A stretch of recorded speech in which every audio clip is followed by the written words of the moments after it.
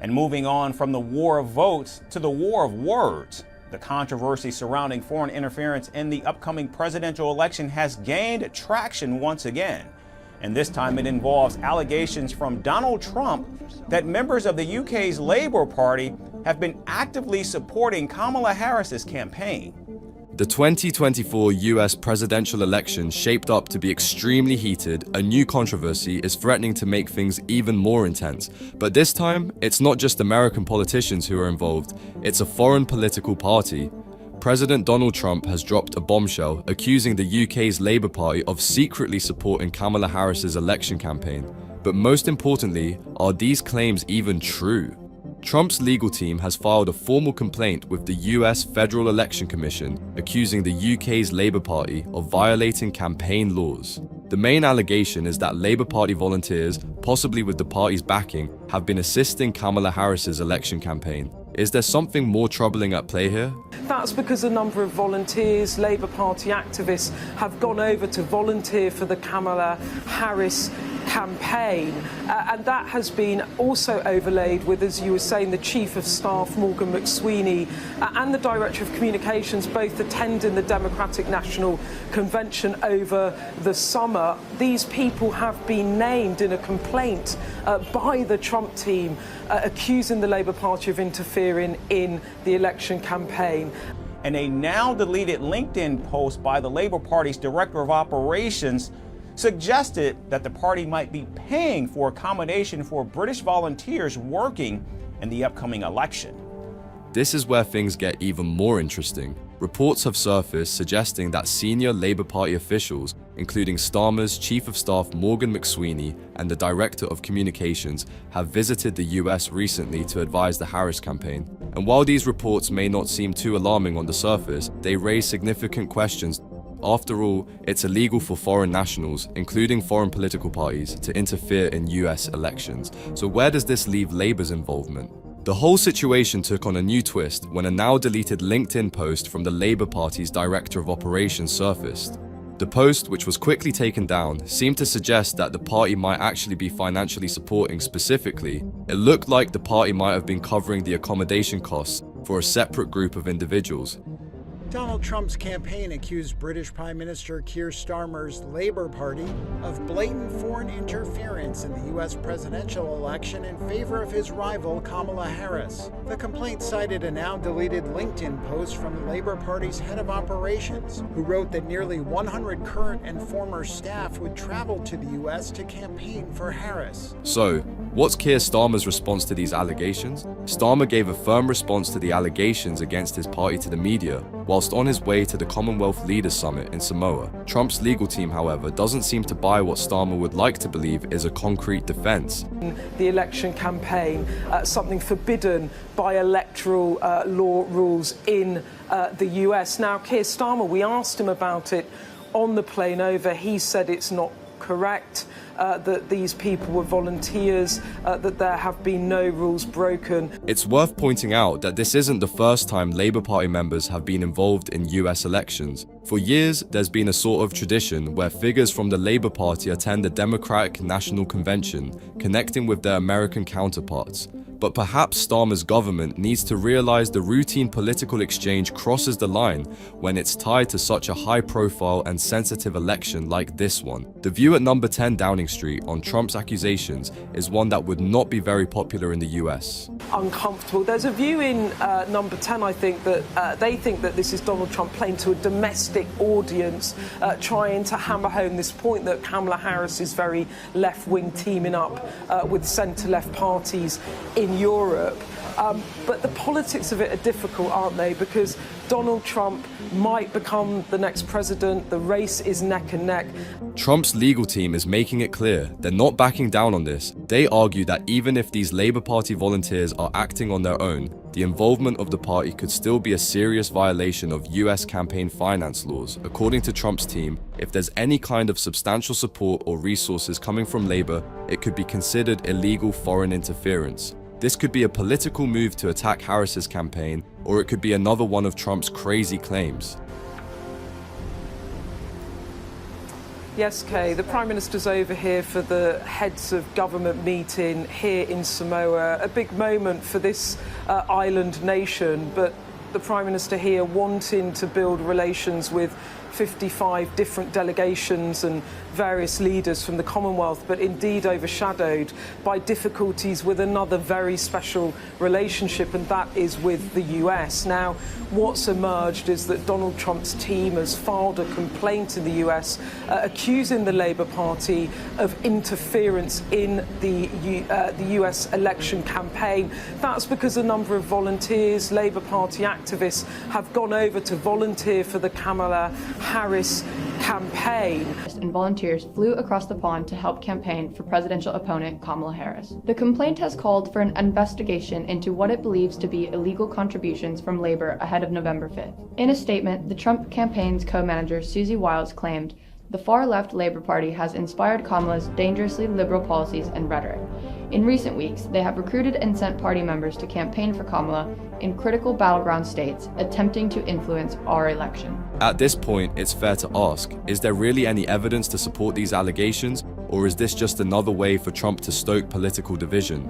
Given his track record, Trump doesn't shy away from controversy or finding excuses in elections. We've seen Trump call for improper election conduct before as well. Most notably in 2020, this case seems like it could be one of his most high-profile attempts to cast doubt on his opponents.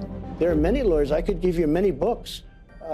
There are books that are written on how the election was rigged. There are numerous books that were written on how the election was rigged. Just to be clear, were you listening to your lawyer's advice or were you listening to your own instincts? I was listening to different people, and when I added it all up, the election was rigged. There are books were you that calling are written. The shots, though? In fact, Molly Hemingway wrote a great book. But were you called calling Rigged. the shots ultimately? Excuse me. The political divide between Trump and Starmer has been growing for years, and this new controversy could add even more tension to an already delicate diplomatic relationship. What makes this situation particularly sensitive is the timing. The US-UK relationship is already strained over a number of issues, from climate change to trade and diplomacy. Starmer, a vocal critic of Trump's policies, has frequently clashed with the former president. Since Trump has now been re-elected, if Starmer fails to reconcile with President Trump, this scandal could have a serious impact on our diplomatic relations with the US. Starmer did have some words for Trump following his victory in the presidential election, perhaps showcasing a relationship that isn't as damaged as it may appear. Mr. Speaker, can I begin by congratulating President-elect Trump on his historic election victory. As the closest of allies, the UK and US will continue to work together to protect our shared values of freedom and democracy. And having had dinner with President-elect Trump just a few weeks ago, I look forward to working with him in the years to come. We live in probably a more volatile world than we've lived in for many decades. It is absolutely crucial that we have a strong relationship, that strong special relationship forged in difficult circumstances between the US and the UK. We will continue to work, as we have done in the 4 months in government, on issues of security, our economy and global conflict. In the backdrop of the ongoing controversy between the UK and the US, what if these seemingly isolated political disputes are just the tip of the iceberg in a much deeper, more complex relationship? The latest drama surrounding the Labour Party's alleged involvement in the US election may seem like a fresh issue, but it's worth knowing about the growing tensions in the West for quite some time now. One of the most significant sources of tension in recent years has been the two countries' divergent approach to the Middle East, particularly when it comes to the Iran nuclear deal. The UK, alongside France and Germany, has massively supported this deal, which was designed to prevent Iran from developing nuclear weapons in exchange for the lifting of harsh sanctions. But the US, under President Donald Trump, took a dramatic U-turn. Trump, being known for his bold decisions, made yet again another explosive choice. And end its support for terrorism. The time has come for the United Kingdom, Germany, France, Russia, and China to recognize this reality. They must now break away from the remnants of the Iran deal, or JCPOA. And we must all work together toward making a deal with Iran that makes the world a safer and more peaceful place. We must also make a deal that allows Iran to thrive and prosper and take advantage of its enormous untapped potential. If we do nothing, we know exactly what will happen. In just a short period of time, the world's leading state sponsor of terror will be on the cusp of acquiring the world's most dangerous weapons. Therefore, I am announcing today that the United States will withdraw from the Iran nuclear deal. Is doing in the region to try to stop Iran getting missiles, intercontinental ballistic missiles, stop them interfering in neighboring countries, and also to fix the core problem of the deal, which is that it expires in 2025, and then there's no way of stopping the Iranians going very rapidly to get a nuclear weapon. Well, we think we can fix all that. Working with our European friends, we think we can be tougher on Iran, but not throw away the heart of the deal. For the UK, this wasn't just a policy difference, it was a fundamental clash over global stability and security. The deal wasn't just a piece of paper, it was viewed as a cornerstone of regional stability in the Middle East. And with one stroke of the pen, Trump's America First policy tore it up. But what did this really mean for US-UK relations? Well, the rift between the two countries only deepened. As the US reimposed crippling sanctions on Iran, the UK and its European partners scrambled to uphold the deal. In return for the lifting of sanctions, Iran has agreed to vital compliance measures. If they break that deal, then there will be consequences in terms of how European powers react. So we urge the Iranians to think very long and hard before they break that deal. It is in no one's interest. It is certainly not in their interest, because the moment they go nuclear, their neighbors will as well. And so that's why this is a very serious moment, and we strongly urge them to reconsider what they said in their letter. The UK believed that diplomacy, not isolation, would ensure Iran didn't acquire nuclear weapons. But the Trump administration saw the deal as fundamentally flawed, one that didn't do enough to curb Iran's regional ambitions. What do you think? Was this the right decision 6 years on? Comment down below what you think. But wait, this issue wasn't just about nuclear weapons. Why did the Middle East, a region so far from the US and UK's shores, become a bone of contention between these two nations? The disagreement extended to a host of broader issues in the region: military presence, arms sales, and the complex war in Yemen. The UK and US may share strategic interests in the region, but when it comes to diplomacy and conflict resolution, it's clear their approaches are often worlds apart. And these ongoing differences, they're not just about the Iran nuclear deal, they're about the way the two countries perceive their roles in the world, one focused on aggressive America First policies, the other prioritizing diplomacy and international cooperation. A terrible, terrible deal that should have never, ever been made. And we will be putting on among the strongest sanctions that we've ever put on a country. And they're going into effect very shortly. They're mostly constituted and drawn already. And we'll just have to see what happens. But we can't allow a deal to hurt the world. That's a deal to hurt the world. That's not a deal for the United States. So, what does this have to do with the current controversy over the Labour Party and the US election? As the allegations fly, it's impossible to ignore how much these long-standing diplomatic tensions have shaped the current situation. Keir Starmer and the Labour Party are no strangers to opposing Trump's policies, especially on issues like climate change, where Trump has some pretty outlandish claims. You don't know? Well, you're scientists at NOAA we have and NASA. Scientists that disagree with that. You know, I was thinking, what if he said, no, I've seen the hurricane situations, I've changed my mind. There really is climate change. And I thought, wow, what an impact.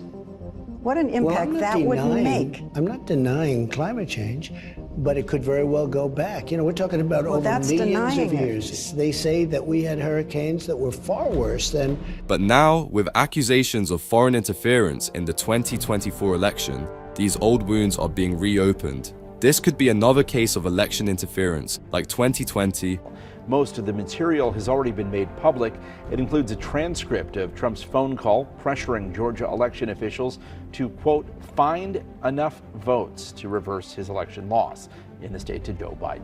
Or it could be another chapter in the complex web of UK and US relations. Keir Starmer has firmly rejected the allegations in hopes that this will put the allegations to rest. The Labour Party has emphasised that any involvement by British nationals in the US election was strictly personal, with no official backing. Yet Trump's legal team is pushing back, arguing that even well-intentioned volunteers could cross legal lines if they're receiving financial support from Labour Party officials. The UK is now being dragged into an international political scandal that could have serious implications on foreign relations. The UK and US will continue to work together to protect our shared values of freedom and democracy. And having had dinner with President-elect Trump just a few weeks ago, I look forward to working with him in the years to come. We live in probably more volatile world than we've lived in for many decades. It is absolutely crucial that we have a strong relationship, that strong special relationship forged in difficult circumstances between the US and the UK. We will continue to work, as we have done in the 4 months in government, on issues of security, our economy and global conflict. Speaking of timing, let's see how this plays into 2025, with Trump already back in the White House after a contentious battle for the presidency. The stakes are incredibly high. Any diplomatic missteps could have far-reaching consequences, especially when one party in the US is already accusing a foreign government of interfering in the election. This could definitely be seen as the beginning of a new phase of tension between two of the biggest world powers, unless cooler heads prevail. Never seen before, nothing like this. I want to thank the American people for the extraordinary honor of being elected your 47th president and your 45th president. And every citizen, I will fight for you, for your family, and your future.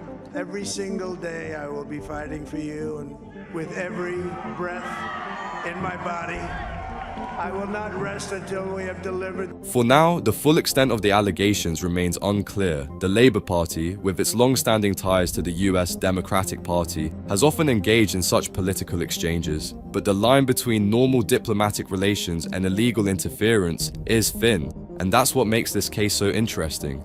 What do you think? Do you believe the allegations are legitimate, or is this just political theatre? Leave your thoughts in the comments below, and remember to like and subscribe for more updates on this ongoing drama. We'll be following this story closely. You won't want to miss what happens next.